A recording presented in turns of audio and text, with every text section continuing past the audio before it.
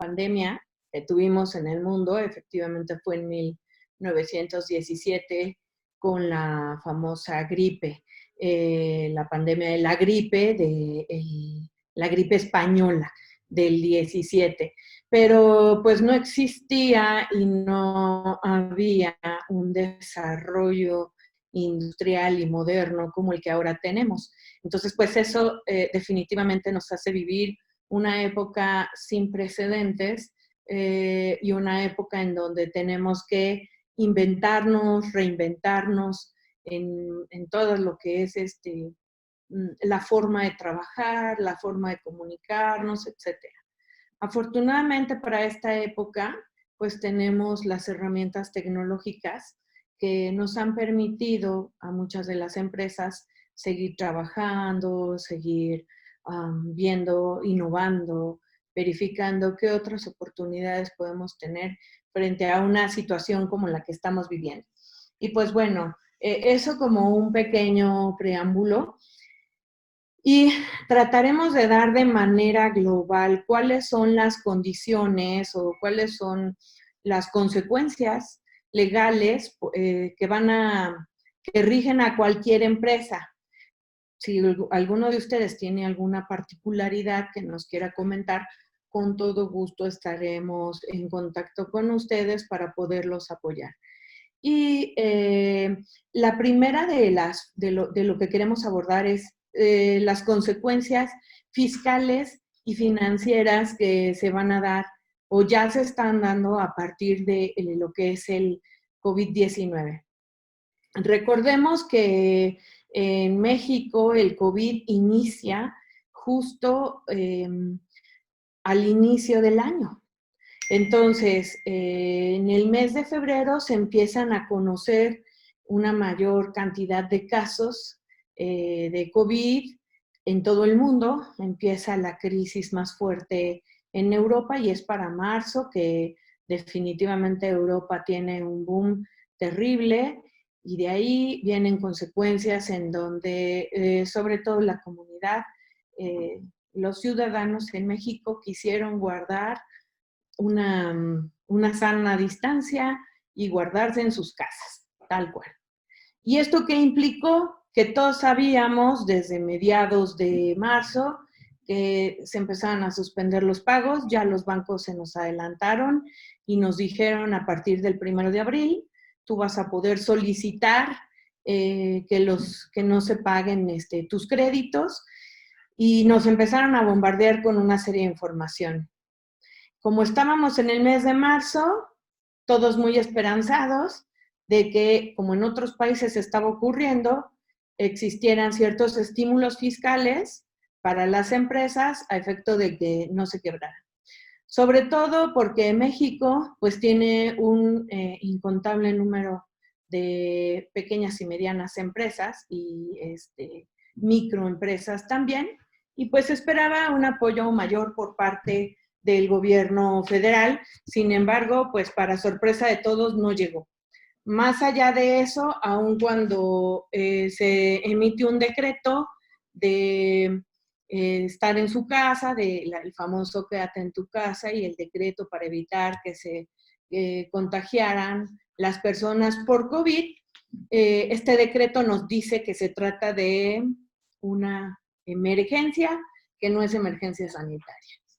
Y con eso lo que nos dicen es que tampoco podemos aplicar los beneficios que la Ley Federal del Trabajo establece para efectos del pago de los salarios. Si bien es cierto que vamos a hablar más adelante sobre el tema laboral, pues esto primeramente pega en materia fiscal. Y en materia fiscal, pues no tuvimos en realidad beneficios más que en algunos estados en materia de impuestos locales. Y es así que para lo único que ayudó actualmente el gobierno federal son las siguientes cosas. En cuanto a la declaración anual de las personas físicas, se dio una prórroga de presentación hasta el 30 de junio de este año. Eso no implica que no la tengas que presentar o que te vayan a hacer un descuento, simplemente es que se da una prórroga mayor. Y esto no solo atiende al COVID, sino que Aquellos que se encargan de presentar las declaraciones, ya sean contadores, administradores de las empresas, se habrán dado cuenta que a mediados, casi finales de marzo, incluso no estaban listos los formatos para hacer los pagos y las declaraciones anuales para personas morales. Entonces, obviamente, las plataformas del SAT estaban un poco saturadas y no funcionaban correctamente para poder llevar a cabo estas funciones. Y es así que ahora, después de ello, se empezó a implementar la acción de hacer todos los trámites desde casa, como se llama la famosa página SAT ID o SAT ID. Y bueno, allí se dejó ya que las personas físicas puedan hacer todo de manera remota. Sin embargo, también el SAT solo mandó decir que, bueno, que ya estaban preparados para recibir a las personas con las condiciones de sana distancia y precauciones de salud dentro de todas las administraciones. En cuanto al IMSS, el IMSS lo que hizo fue decir, bueno, te apoyo, pero solo te apoyo para que me pagues en parcialidades.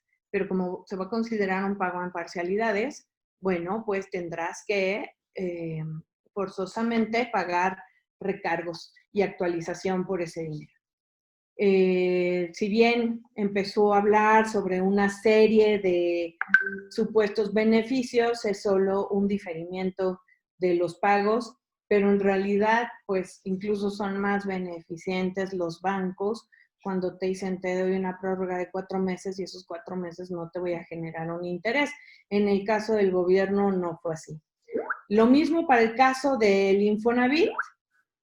Tenemos que en caso de que no se trate de aportaciones de los trabajadores para créditos de vivienda, pues se podrá solicitar una prórroga en el pago, pero bajo las mismas condiciones de tener recargos y actualización en su caso. De allá en fuera, pues no tuvimos mayores beneficios en materia fiscal. En los estados sí se dieron ciertos beneficios, materia fiscal y financiera.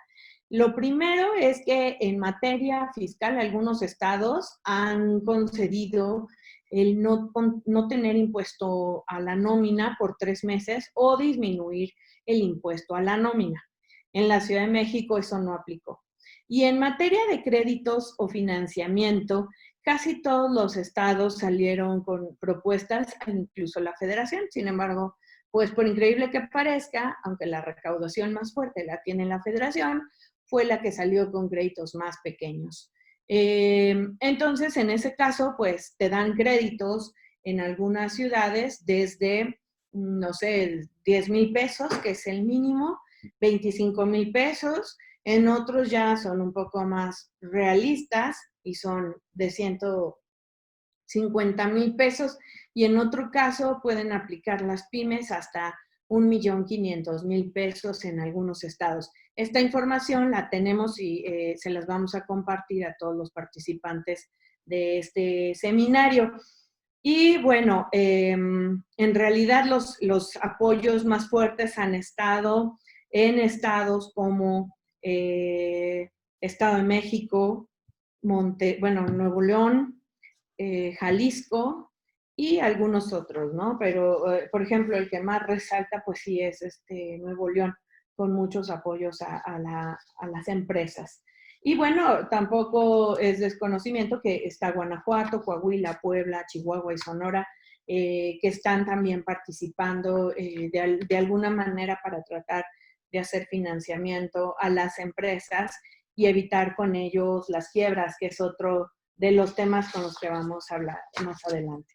Y pues ya la mayoría de ustedes lo saben porque fue muy sonado. Tenemos los beneficios bancarios de Banorte, HSBC, BBVA, Citibanamex, casi todos los bancos, Santander, Scotiabank, Banregio, Banbajío, etcétera.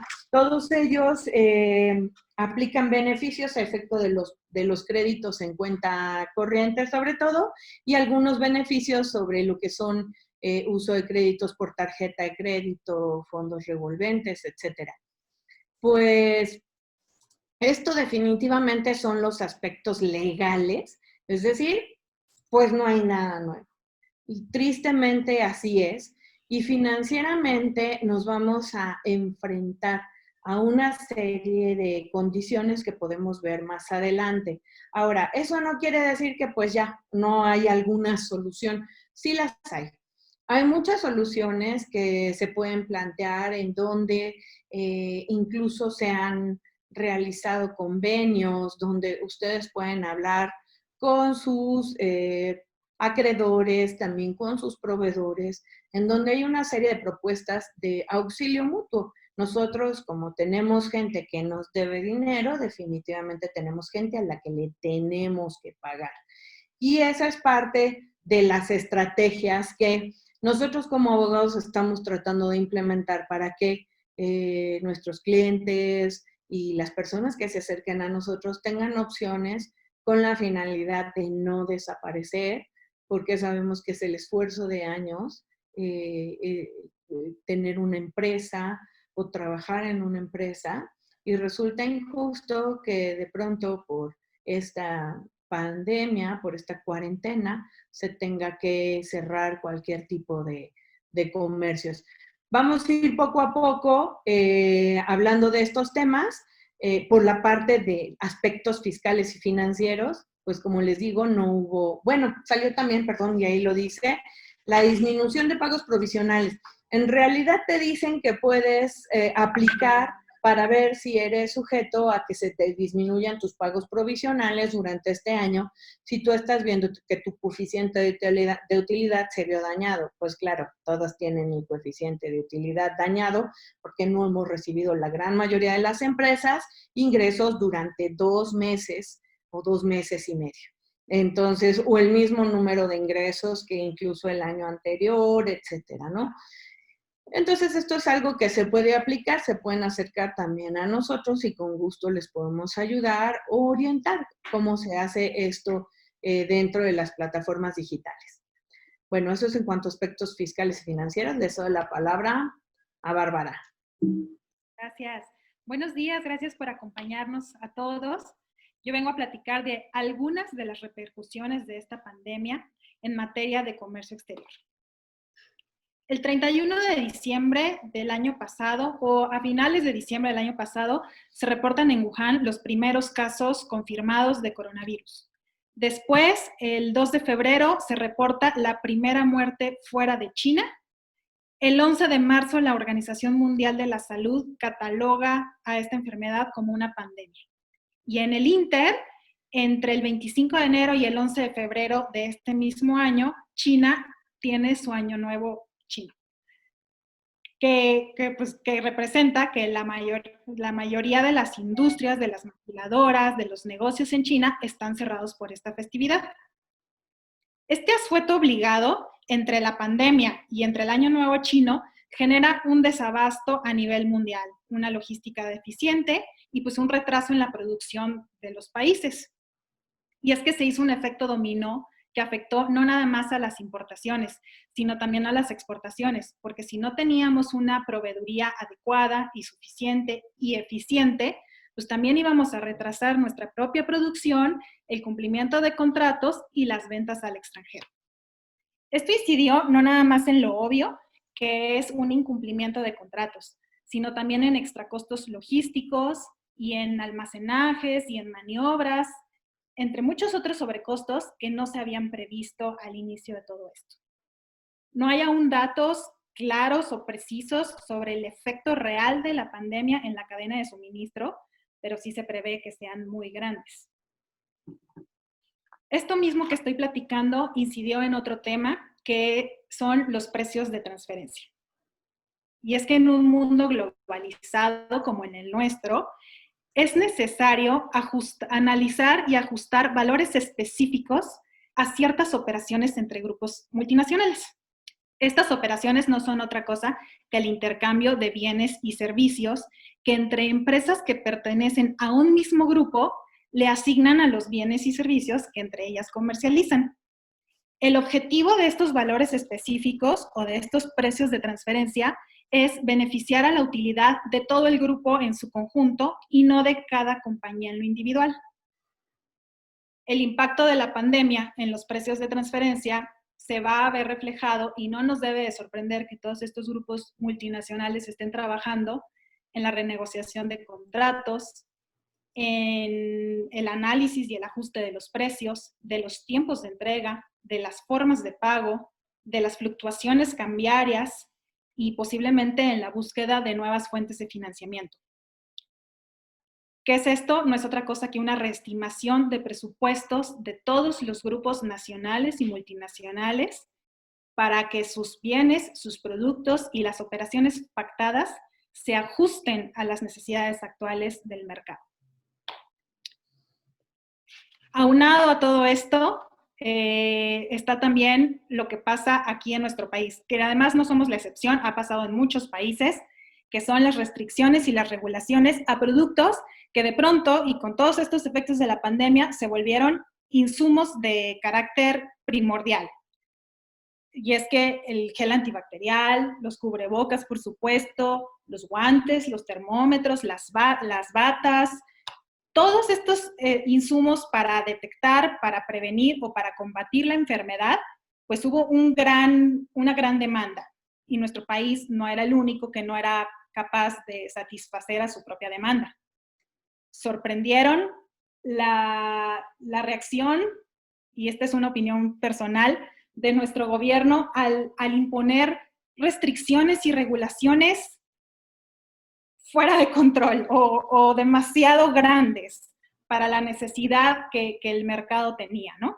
Y es que aunque una prueba de diagnóstico de COVID contara con la aprobación de la FDA, que es la agencia reguladora de las medicinas y los alimentos en Estados Unidos, o con el aval de la Comunidad Europea con estos certificados de calidad que ellos emiten, a nuestro país no iba a entrar.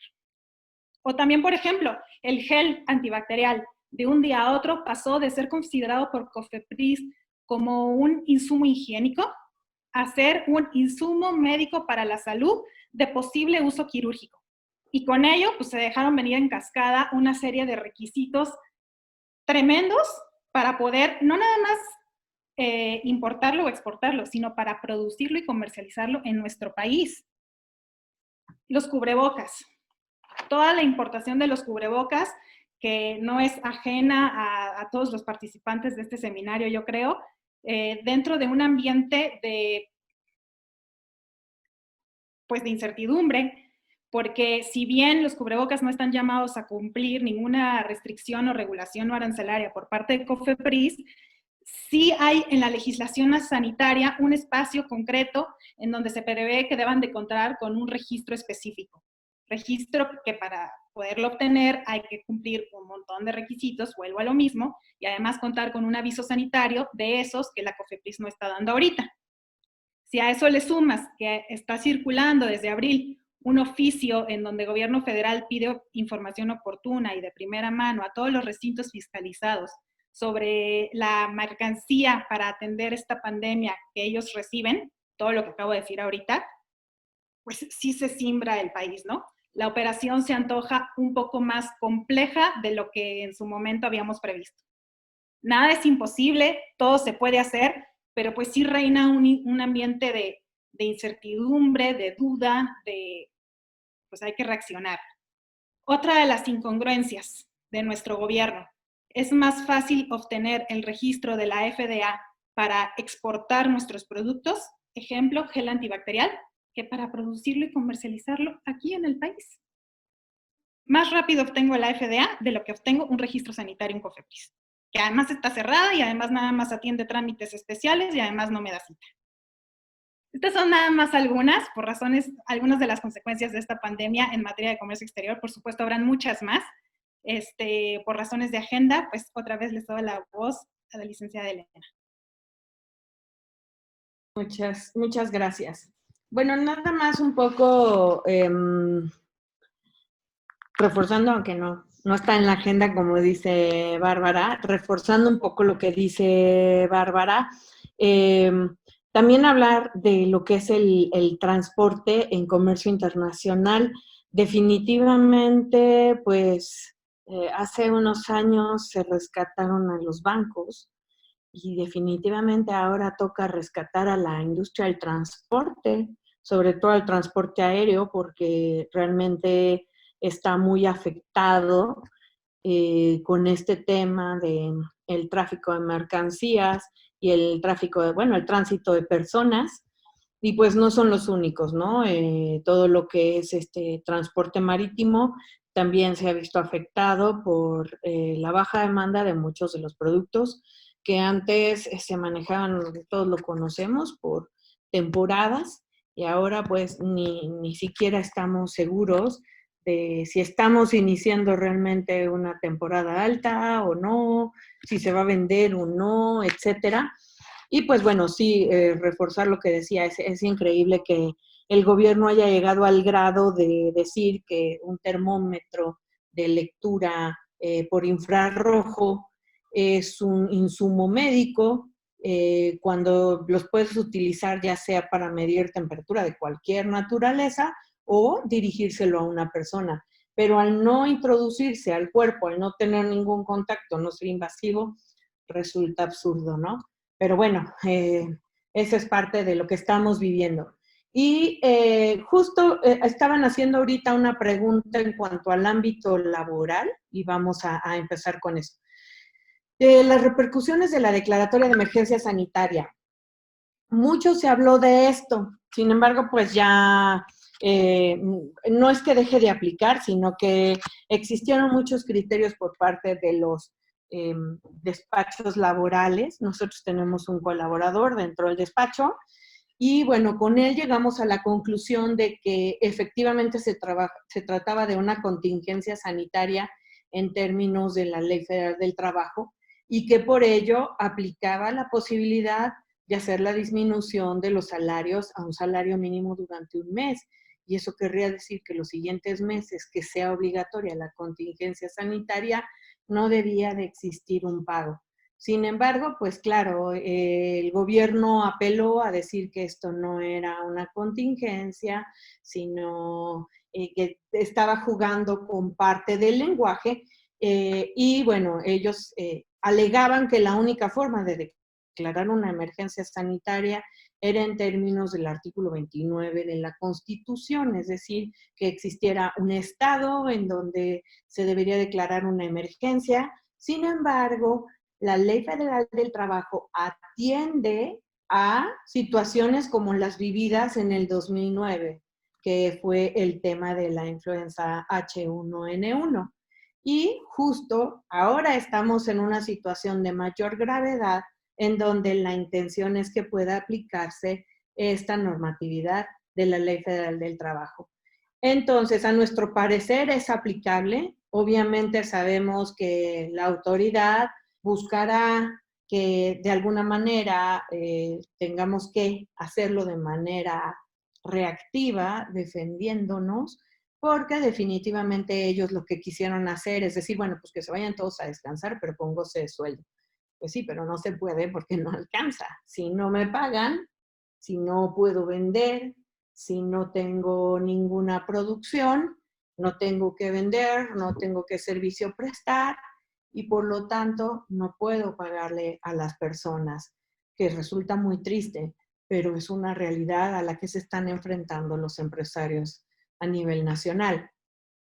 Entonces, en ese sentido, bueno, la declaratoria de emergencia sanitaria o la contingencia sanitaria para nosotros es clara en términos de la Ley Federal del Trabajo.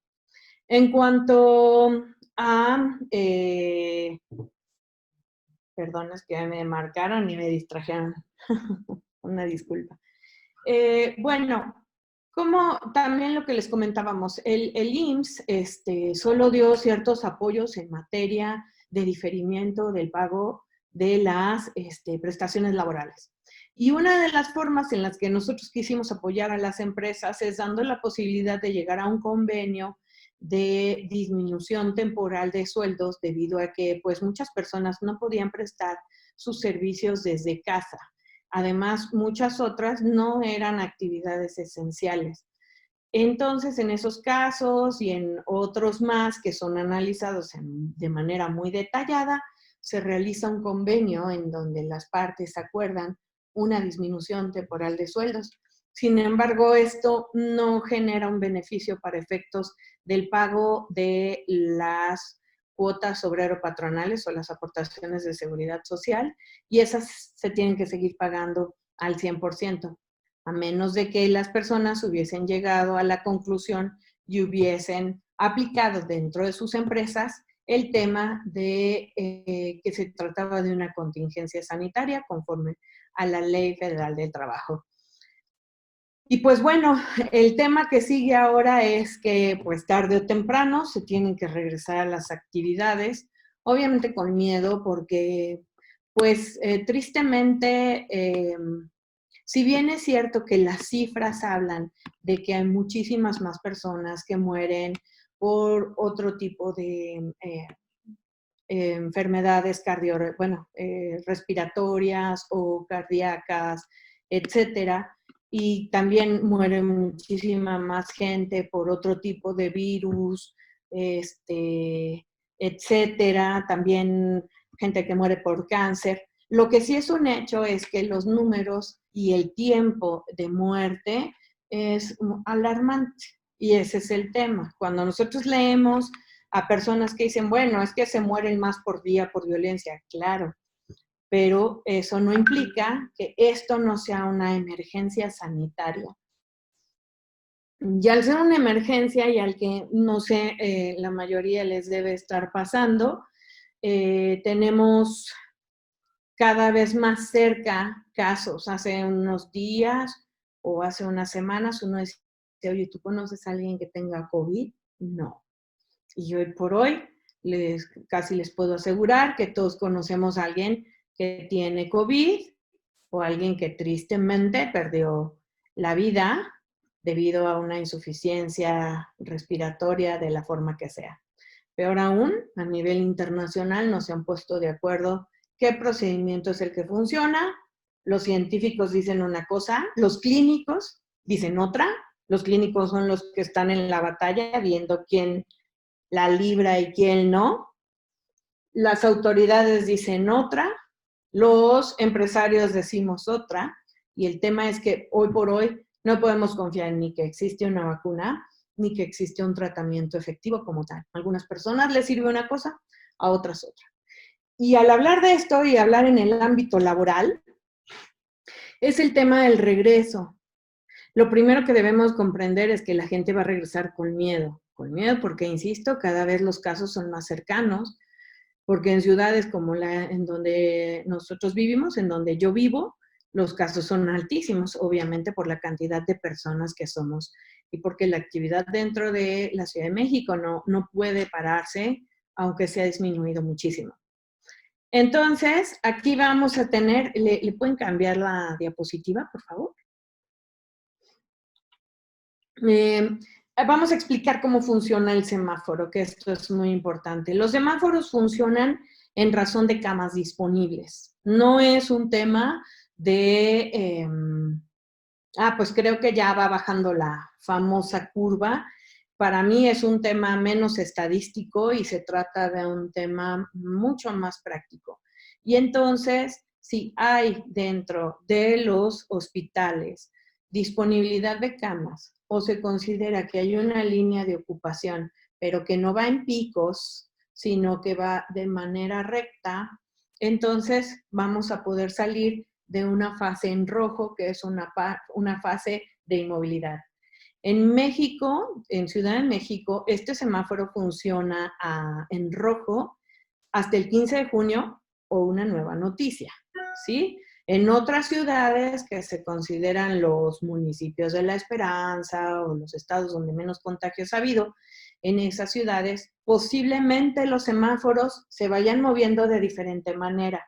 Entonces, esto es muy importante porque no nos vamos a regir por una sola forma de semáforo, sino que cada estado y cada municipio, e incluso comunidad, podrá ir a diferente ritmo. Habrá cosas que son iguales, porque si no, el tema de las escuelas, hoy se declaró ya, por fin, que no va a haber reingreso a clases en este periodo, sino hasta el siguiente ciclo escolar que iniciará en agosto o en septiembre. Entonces, si tenemos 2 semanas de incremento estable, donde el número de camas de ocupación va de esta manera, podemos pasar a un semáforo naranja, y después de eso, si tenemos tendencia a la baja en 2 semanas, podremos pasar al semáforo amarillo, y después, si tenemos una ocupación baja estable dentro de lo que son los hospitales, podremos hablar de que estamos en verde e inicia lo que se denomina la nueva normalidad. La siguiente, porfa.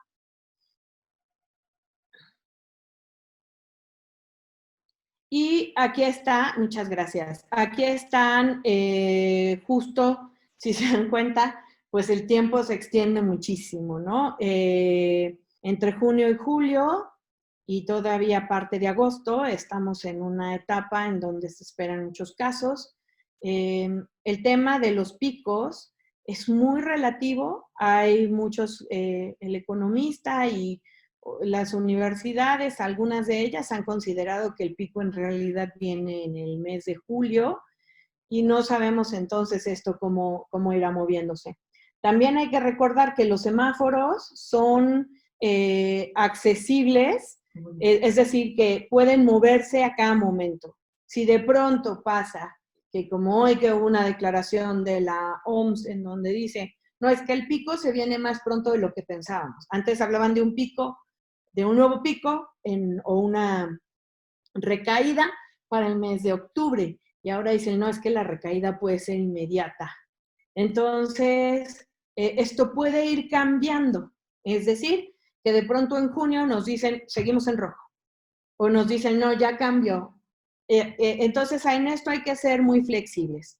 ¿Sí? Y aquí viene en este cuadrito que ustedes van a poder tener, vienen ahí, pues cómo se van a manejar las actividades y hasta cuándo vamos, o sea, qué tipo de aforo podemos tener.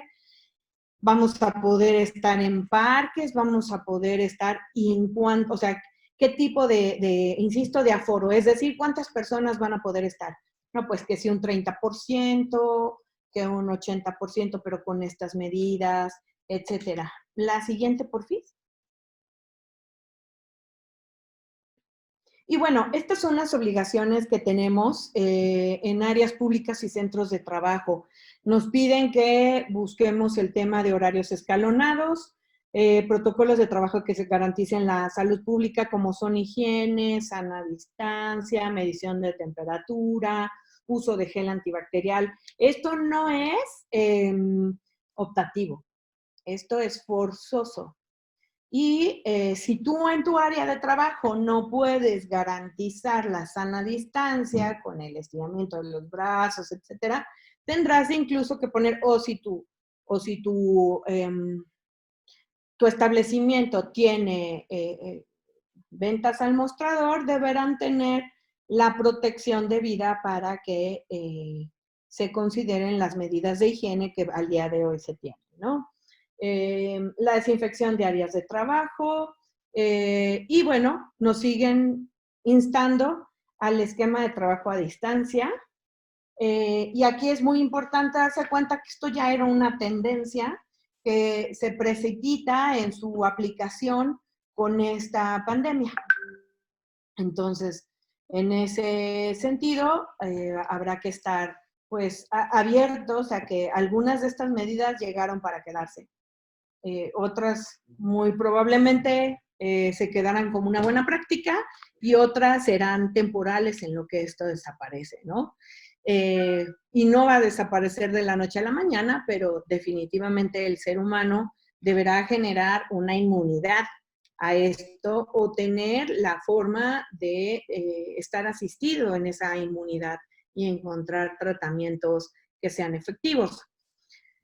Y bueno, obviamente uno de los temas muchísimo más complicado va a ser la vía pública, el comercio en la vía pública, y sí será importante lo mismo, tener mucha paciencia con la gente que abre establecimientos, el autoempleo o nuestros propios empleados o para nosotros mismos. Es un tema complejo, es un tema que debe ir poco a poco. En eso yo considero que el tema de los semáforos, no soy una persona que me guste el modelo de gobierno que tenemos actualmente, pero definitivamente aplaudo el que se hable de un semáforo. Tampoco soy una persona que aplauda que todos se vayan a descansar, pero definitivamente lo único que tenemos más valioso sobre todas las cosas es la vida. Y después de la vida el trabajo, porque gracias al trabajo comemos. Si no comemos, no hay vida. Entonces, este tema creo que es súper importante y ahora le cedo nuevamente la palabra a Bárbara Tello para que sigamos con nuestro curso. Contratos. Todos los contratos con clientes, con proveedores, socios comerciales e incluso con empleados, como ya muchas empresas han hecho, deben ser revisados y en ocasiones renegociados.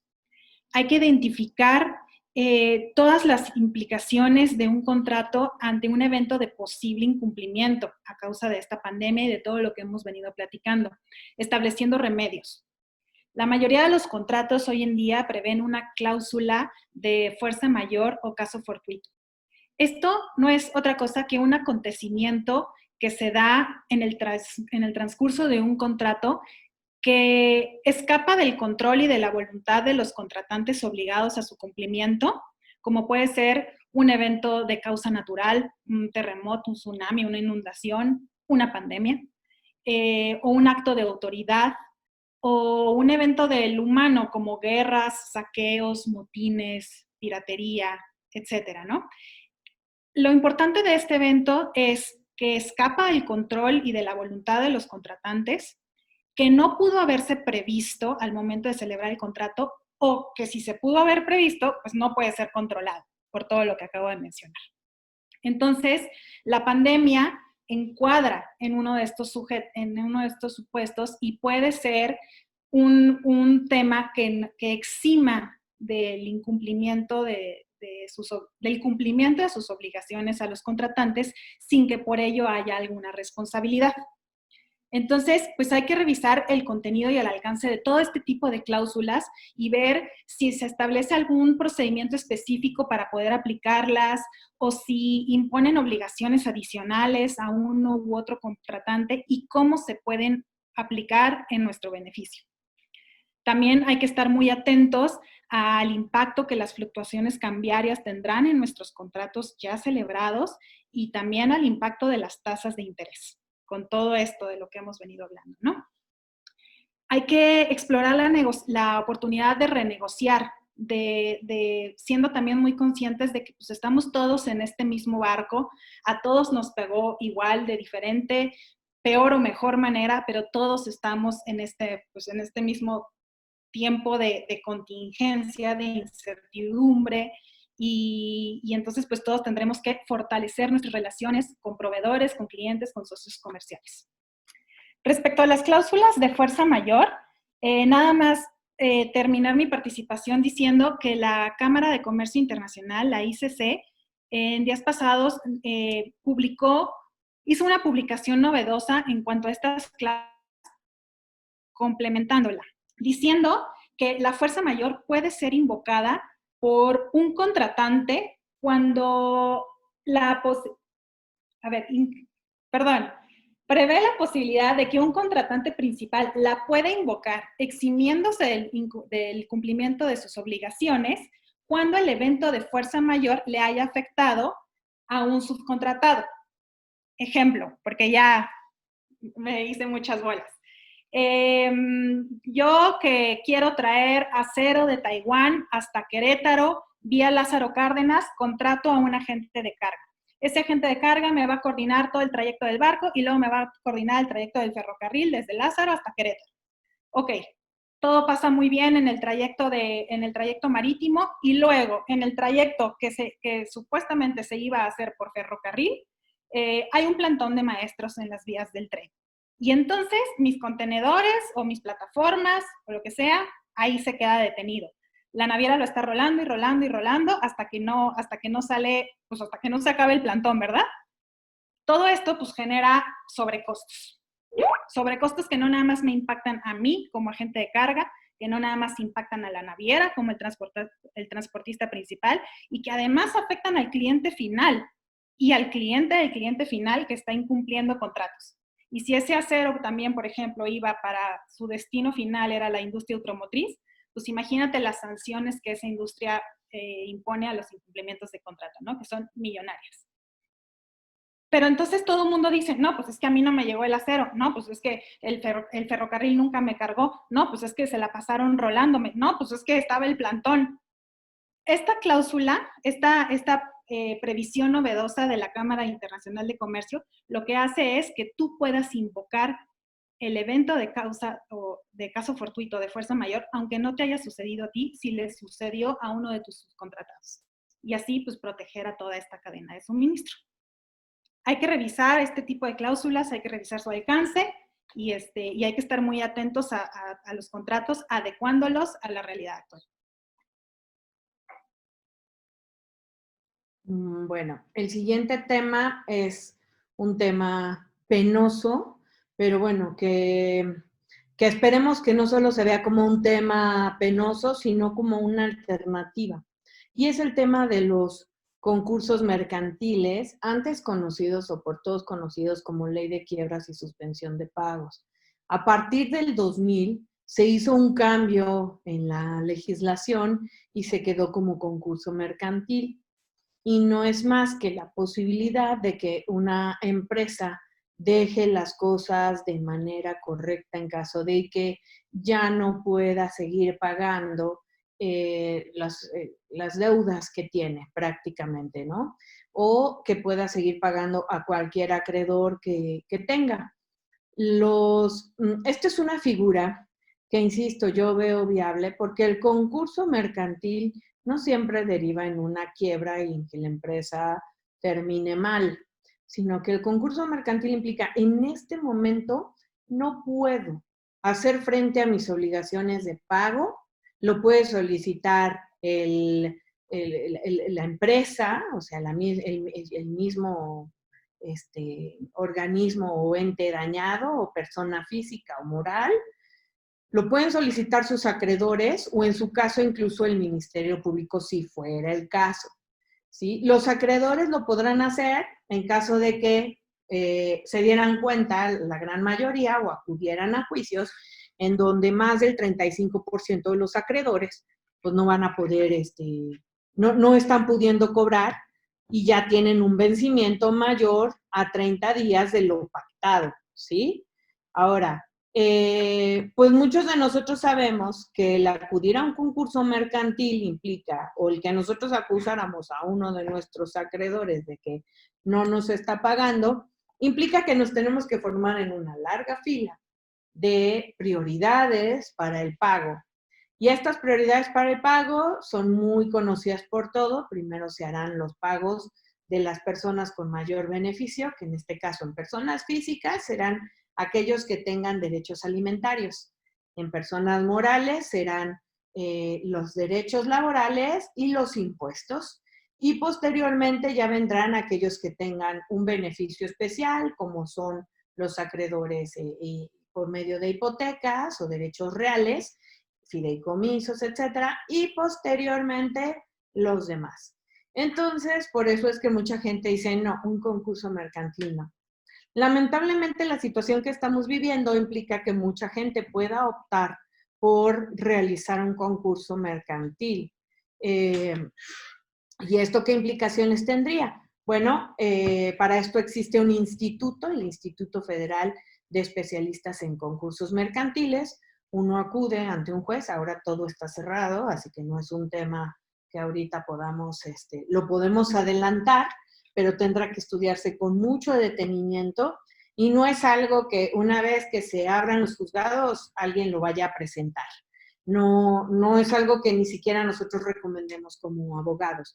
Habrá que ver cuál es el comportamiento durante un cierto número de meses y decir, ¿sabes qué? Lamentablemente yo creo que te conviene irte a un concurso mercantil, hacer una vez que te analiza este instituto por medio de un especialista, te dicen, no, es correcto, si estamos en un concurso mercantil, se dicta una primer sentencia y ahí se inicia un área de conciliación. La conciliación lo que pretende es decir, mira, tengo 50 pedazos de pan, te puedo dar a ti 3, a ti 1, a ti 2, para que yo pueda abarcar la mayor parte de personas a las que les debo y podamos seguir después operando, pero ya sin esa carga detrás. Si yo no llego a ninguna conciliación, entonces sí me voy a la quiebra.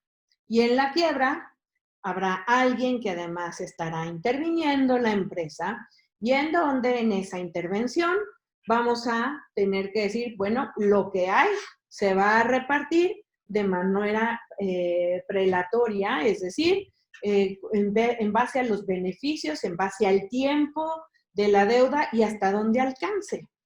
Entonces, por eso, bueno, es una figura que mucha gente ha evitado, que en México se ve poco. Bueno, no se ve poco, se ve mucho, pero nosotros sabemos de muchas empresas que desaparecen, etcétera.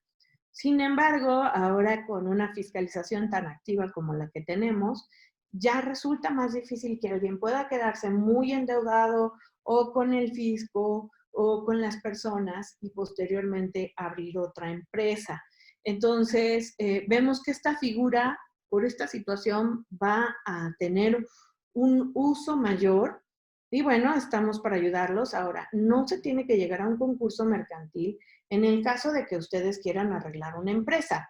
La empresa se puede sentar uno con proveedores, como ya lo comentó Bárbara, llevar a cabo convenios, contratos, donde se ajusten todo este tipo de condiciones y sin llegar a ningún cierre, etcétera, se hace una negociación paulatina en donde podemos ir resolviendo las deudas sin que llegue a ese punto donde debo de solicitar la intervención de un juez y declararme en concurso mercantil y en el peor de los casos en quiebra.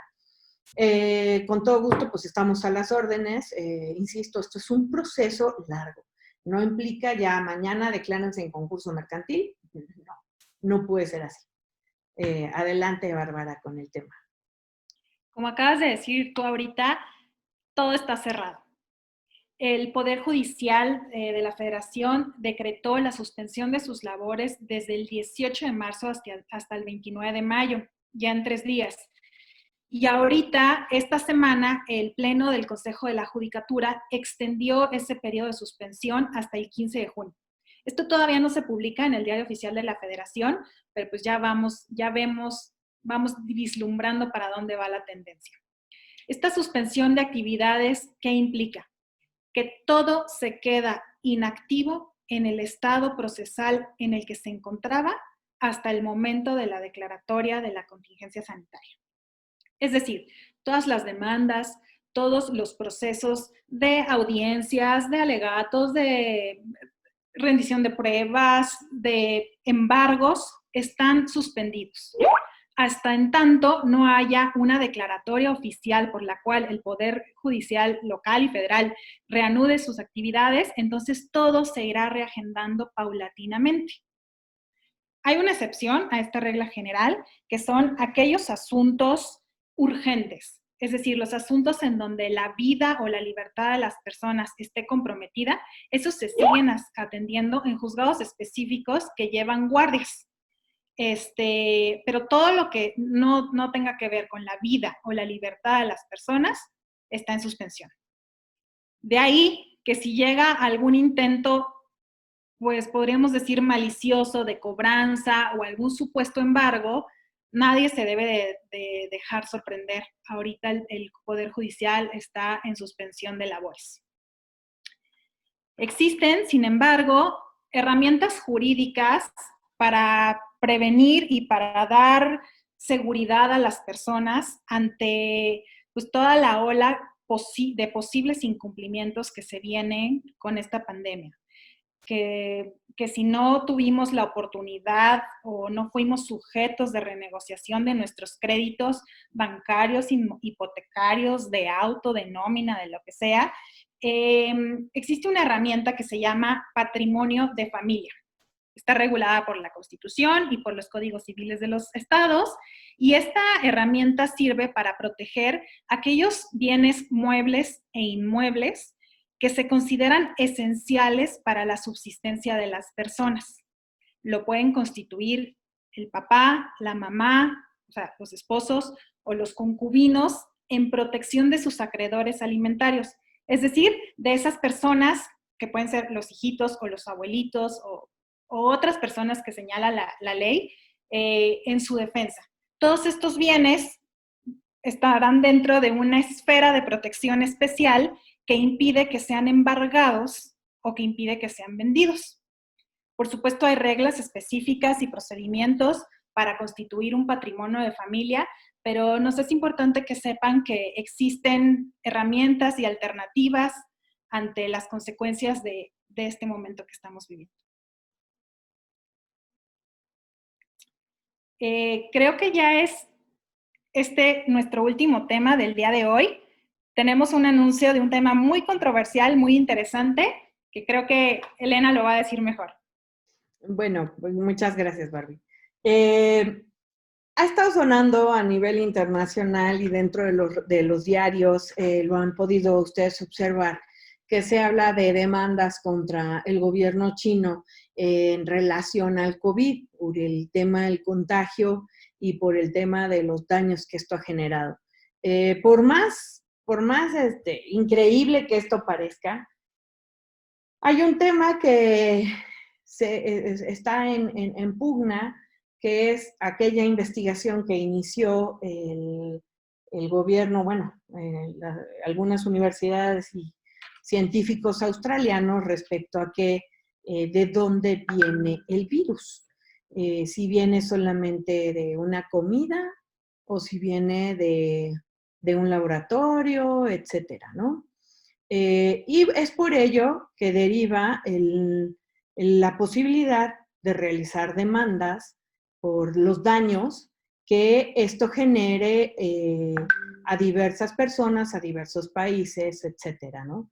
Con la intención de que exista pues una indemnización económica que pues sea un precedente también para que no a cualquier loco, y no, yo la verdad desconozco y creo que todos ustedes están en la misma situación, cuál es la situación, cuál es el origen real de este virus y cuáles son las intenciones alrededor de él y todo este tema de paralizar las economías y hacernos sentir como una necesidad la recesión económica. Eso no lo sé, no sé si en los libros de historia lo logremos ver, pero lo que sí es un hecho es que sería un excelente precedente para que no existan otra vez personas locas que consideren que hacer este tipo de cosas donde hay un daño mundial y en donde se pierde la vida de muchas personas es una opción para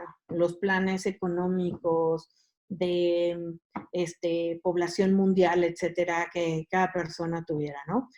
Todos los estados ya lo están promoviendo. Nosotros, la verdad, lo estamos explorando. No, aún no tenemos pues un esquema de esa naturaleza, pero bueno, es importante que lo sepan y en un podcast les diremos cómo será la situación, qué es lo que se puede hacer, etcétera. De hecho, en Estados Unidos, perdón, ya se presentaron demandas colectivas, ¿no? Agrupando incluso a diferentes países. Sí, así es. Y aquí ya lo único es que los medios son diferentes, los medios de acudir a demanda, porque bueno, en Estados Unidos el daño moral y la causa de un daño es algo que definitivamente está muy avanzado y por encima de lo que nuestro país y América Latina maneja. Entonces, bueno, habrá que ver cuáles son nuestras posibilidades, pero sí, en efecto, ya existen demandas colectivas en Estados Unidos y en Europa. Muy bien. Y bueno, perdón, nada más, las preguntas las contestamos ¿Tú nos las das o perdón ahí sí? Sí, no, si quieres yo te las paso. Bueno, empezamos de una vez con las preguntas. Nos pregunta Sí. Juan Pablo Flores, me dice, buen día Juan Pablo de Veracruz, referente a su ponencia mencionó el tema de la emergencia sanitaria. ¿Me podría dar su opinión al respecto a esta figura y la diferencia con la contingencia sanitaria, ya que las consecuencias legales y fiscales podrían ser distintas? Muchas gracias. Bueno, justo era el tema que tocamos desde la parte de laboral. En realidad ellos lo que trataban de hacer era jugar con las palabras para no dejar la posibilidad abierta de que las empresas pudieran pagar un salario mínimo y disminuir las prestaciones sociales y por tanto los ingresos por parte de retención de salarios y aportaciones de seguridad social. Sin embargo, insisto, están divididos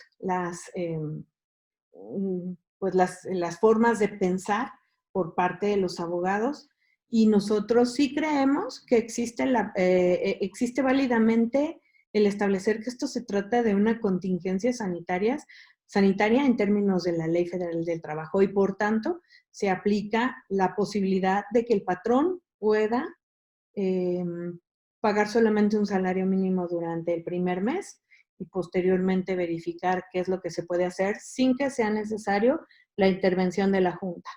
Ese es nuestro criterio y sí, en efecto, lo que intentaron hacer ellos es decir, como es emergencia, no es contingencia y entonces no lo vayas a encauzar en esto porque no se puede, sin dar en realidad ningún fundamento. Tenemos por allí un documento que está dentro de nuestros blogs, ¿correcto?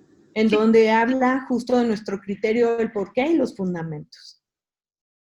Muy bien. Carlos Solís, hablando del coeficiente de utilidad, que si bien es una aproximación basada en las declaraciones anteriores, este año resultaría irreal, salvo alguno que otro caso concreto. ¿Cómo corregir esas cifras o se debiese esperar a la declaración anual? Pues justo es el beneficio que está dentro de la página del SAT. Este beneficio, hay un segundito porque aquí lo tenía. Y es una autorización para disminuir pagos provisionales. Lo pueden encontrar así como autorización o solicitud de autorización para disminuir tus pagos provisionales. Lo pueden presentar las personas morales que estimen que el coeficiente de utilidad que deban aplicar a sus pagos provisionales es superior al coeficiente de utilidad del ejercicio al que correspondan dichos pagos, es decir, al que va al corriente. Y esto lo pueden solicitar, se presenta un mes antes de la fecha en que se debe efectuar el entero del pago provisional y todo está en la página del SAT o con todo gusto nosotros les podemos auxiliar en cómo presentar este tipo de movimiento. Muy bien, una pregunta más. Pregunta de Daniela Sánchez para la licenciada Bárbara Tello. En cuanto a la entrega de mercancías en tiempo, ¿qué tanto se llegó a afectar el proceso logístico de las empresas que trabajan con productos perecederos? No tengo el dato específico, no sé si tú, Elena. La realidad es que no, o sea, es una realidad que pues todo esto se vio afectado, pero no, un dato, un porcentaje así sería, no lo tengo. Yo tampoco lo tengo como tal, seguramente va a salir, pero la información en estos términos sale o estimada y la única forma de saberla real será 2 meses después de ahorita lo que está ocurriendo. Sin embargo, en el Estado mexicano, el suministro de perecederos ha sido una labor logística fantástica, en verdad. Y mis felicitaciones a la gente que interviene en eso. Esto me parece interesante. De Elizabeth Fara me pregunta, ¿cuáles son las obligaciones de los empresarios en caso de que un empleado muera a causa del COVID? Híjole, pues es que habría que analizar cómo fue. O sea, el saber el momento de contagio, si fue porque en la empresa lo pusieron en riesgo, es decir, que haya ido a la empresa y en la empresa haya alguien contagiado y él haya seguido todas las instrucciones de seguridad, entonces, bueno, habría derecho a alguna indemnización mayor por muerte. Si no, pues será la indemnización por muerte que le corresponde y listo, nada más. Pero por el momento no tenemos ningún antecedente ni que sea un riesgo de trabajo, ni que se pueda considerar así, a menos de que en realidad se pudiera probar que fue de esa manera. Jessica Galván, la logística fue considerada función esencial desde el inicio de la emergencia sanitaria, por lo que en teoría nunca suspendió actividades. Aún así se debe contemplar el esquema establecido por el IMSS y la Secretaría de Salud de registro de protocolo y de seguridad y llenado de cuestionario para que la autoridad dé ok del regreso a labores. ¿Yo? Tú, Helen. Sí, sí, o sea, entiendo el punto, pero las condiciones, incluso en las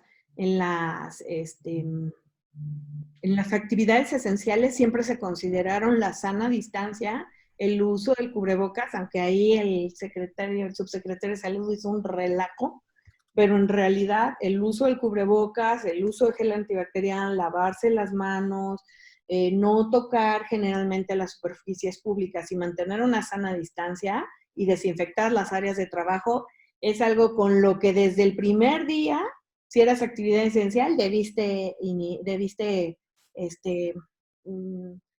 habilitar dentro de todas tus áreas de trabajo. Muy bien. Ahí hay una que es del PAMA que no ubico, pero que la licenciada Bárbara sí encontró. No sé si me pudieras apoyar, licenciada. Sí. Aquí está, ya aquí la tengo, de NICTE, CM. En el caso de embargo de mercancías en las aduanas, ¿los procesos siguen la misma regla? ¿Qué pasa con los casos de PAMAS? Las aduanas, al ser también consideradas una actividad esencial, no han parado su operación. Entonces, en el caso de PAMA, pues seguimos el proceso habitual, es decir, tenemos un acta, de ahí tenemos un periodo para ofrecer pruebas y alegatos y de ahí tenemos un periodo para que nos llegue una resolución determinante. Eso seguiría funcionando en términos relativamente normales. Lo que no vamos a tener son juzgados para después poder presentar algún juicio de nulidad o algún juicio de amparo. Para eso sí hay que esperar. Muy bien. Otra de Dulce Herrera. Bueno, no sé cómo anden ustedes de tiempo. Yo aquí muy contento haciendo preguntas, pero no sé si podemos responder unas más. Bien. Dulce Herrera, estoy a favor de la emergencia sanitaria. Encuadra en lo que la Ley Federal del Trabajo contempla como contingencia sanitaria. Sin embargo, ¿cómo se manejará para el caso de trabajadores que dejaron de percibir su totalidad de su salario, pero siguen dados de alta ante el IMSS? Bueno, en realidad es que recordemos que ahí es un acuerdo entre trabajadores y patrones. Entonces, si los trabajadores llegaron a un acuerdo con el patrón en donde se les disminuyó y los mandaron a descansar, aunque sigan dados de alta en el IMSS y se siguen pagando sus pretensiones, puede ser que lo hayan firmado. Ahora, bastaría con uno para que fuera a la junta y dijera, yo no estoy de acuerdo, yo no firmé y pueda hacerlo. Sin embargo, aquí hay un juego como del gato y el ratón, ¿no? Yo pensaría que es algo que se puede hablar con el patrón, pero es que en verdad hubo patrones que se quedaron sin forma de pagar los sueldos y no solo eso, o sea, les regresaron a gente, o sea, regresaron, ya sabes que ahorita no puedo pagar este servicio, ahí te va incluso tu gente, hazte tu bolas. Y ese es un tema que es complejo, sobre todo esto pasó mucho con los servicios de limpieza y los servicios de seguridad, en donde ahorita no ocupo quién limpia las oficinas porque no va a haber nadie, entonces ahí te va tu gente de regreso y pues, ¿qué se hace con esas personas si además no se recibe el ingreso?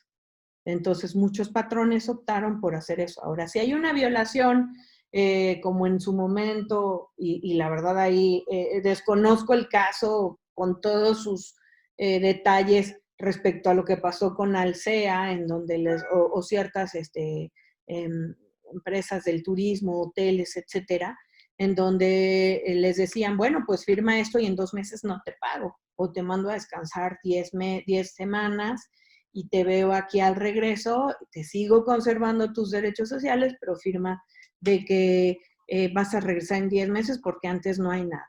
Entonces, insisto, es un tema que se tiene que definitivamente ir negociando. Incluso, insisto, si hay alguna violación intrínseca muy evidente, se le puede asesorar a esa persona para decirle que puede acudir a la Procuraduría Federal del Trabajo o a las juntas a decir, oye, yo no estoy de acuerdo, nunca estuve de acuerdo y no se me dijo ni por qué, ¿no? Entonces, de que lo pueden hacer, lo pueden hacer.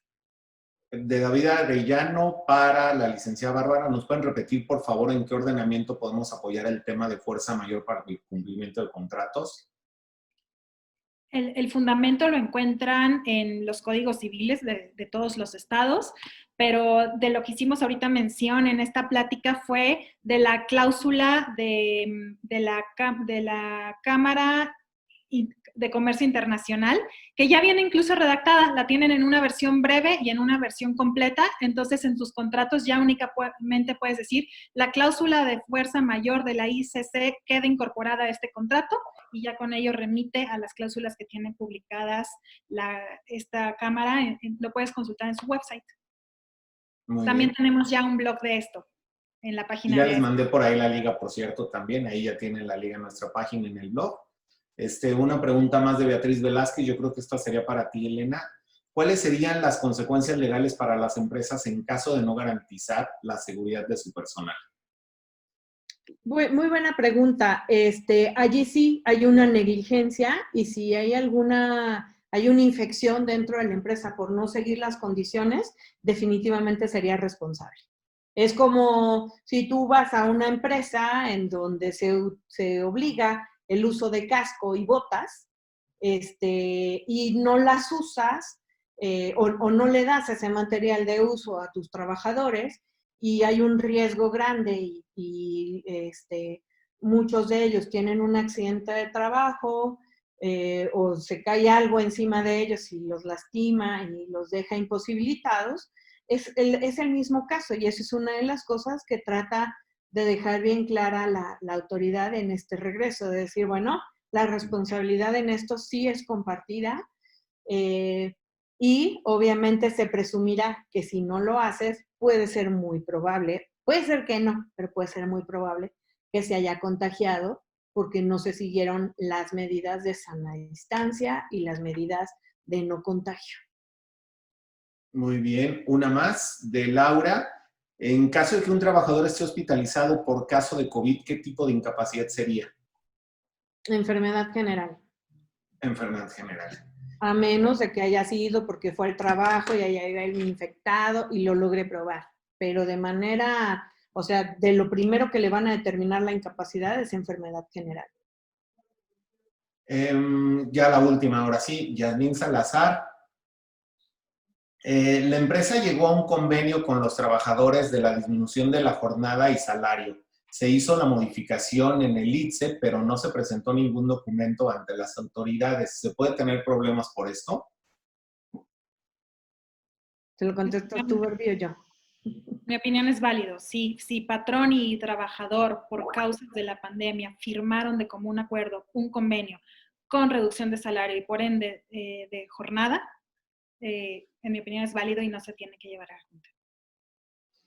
En realidad la ley, yo ahí sí difiero un poco, sí lo marca.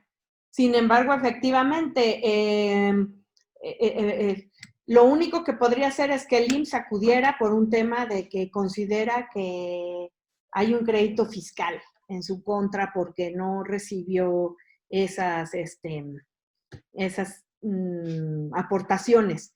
Sin embargo, estoy de acuerdo, mientras sea un convenio entre trabajadores y patrones, totalmente válido. Muy bien, pues siguen llegando más preguntas, pero ya el tiempo ahora sí ya se nos acaba. Esto va a estar disponible, en nuestro canal de YouTube, ya les mandé la liga. También ya les mandé la liga del blog, también ya les mandé la liga de Facebook. Entonces, síganos, nos pueden hacer preguntas. Si tienen consultas directas, con todo gusto también los podemos atender, tanto la licenciada, no, las dos licenciadas, yo no tanto porque yo no soy de esa área, pero con todo gusto los podemos atender para cualquier duda que tengan y podemos llegar a ser tan especializados como lo requieren. No sé si quieren agregar algo más ustedes dos. Por mi parte, Memo, muchas gracias por acompañarnos hasta ahorita. Nos extendimos un poquito más, pero estuvo muy concurrido. Muchas gracias. Sí, muchas gracias a todos.